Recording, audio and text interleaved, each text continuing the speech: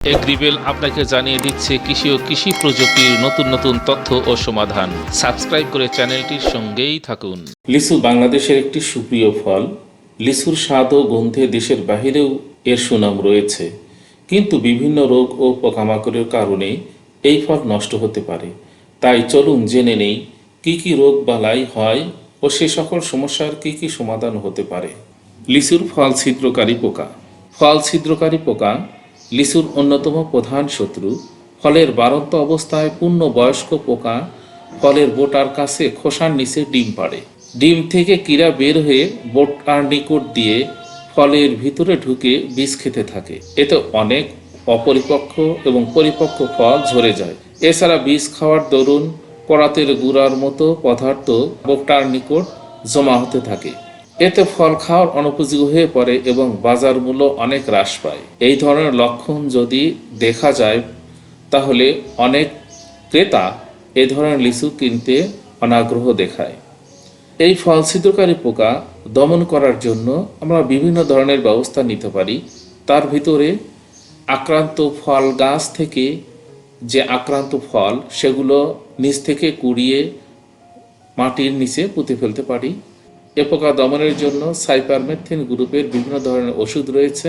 তার ভিতরে রিপকট, সিমবুশ, সুমিসাইডিন, ডেসিস প্রতি লিটার পানিতে 1 মিলি হারে মিশিয়ে ফলের মার্বেল অবস্থা থেকে শুরু করে 15 দিন পর পর 2 থেকে 3 বার স্প্রে করলে এই পোকা দমন করা যায়।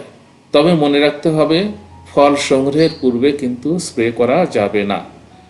ন্যূনতম 15 দিন পূর্বে স্প্রে শেষ করতে হবে। লিচুর অন্যতম আরেকটি শত্রু হলো লিচুর মাইট বা মাকড়। লিচু গাছের পাতা, ফুল ও ফলে এর আক্রমণ দেখা যায়। আক্রান্ত পাতা কুঁকড়িয়ে যায় এবং পাতার নিচে লালচে ভাব দেখা যায়। এমনকি এই লালচে রং মরিচার মতো দেখা যায়। এতে পাতা এবং পাতার কুঁড়ি সব দুর্বল হয়ে পড়ে, একসময় কুশিটা মারা যায়।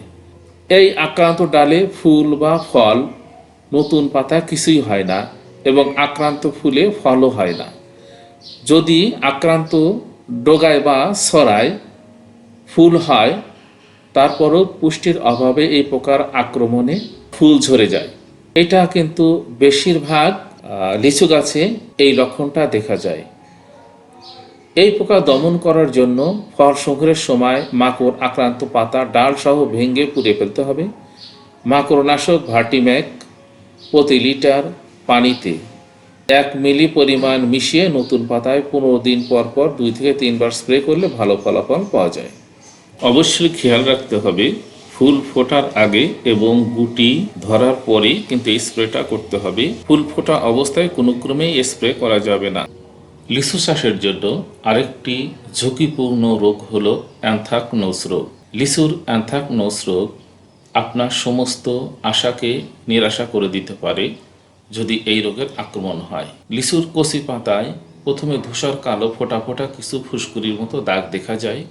দাগগুলো একত্র হয়ে কালো হয়ে পোড়া পোড়া মনে হয়। আক্রান্ত স্থান কুঁকড়িয়ে যায়।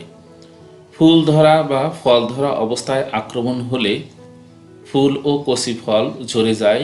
এই লক্ষণ হলো ছত্রাকজনিত অ্যানথ্রাকনোজ। এই রোগ দমন করার জন্য বিভিন্ন ব্যবস্থা রয়েছে। এর ভিতরে যেখানে আক্রান্ত হবে সেই অংশ সংগ্রহ করে পুড়িয়ে ফেলতে হবে।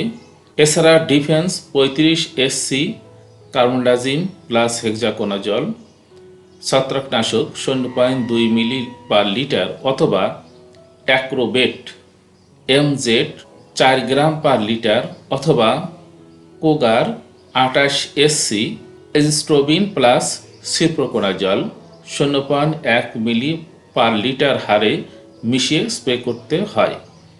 এছাড়াও রিডোমিল গোল্ড বা নোইন অথবা অটোস্টিন বা নাটিভো বা এমিস্টাটপও ব্যবহার করতে পারেন। পরিপক্ক ফলের আরেকটি শত্রু হলো বাদুড়।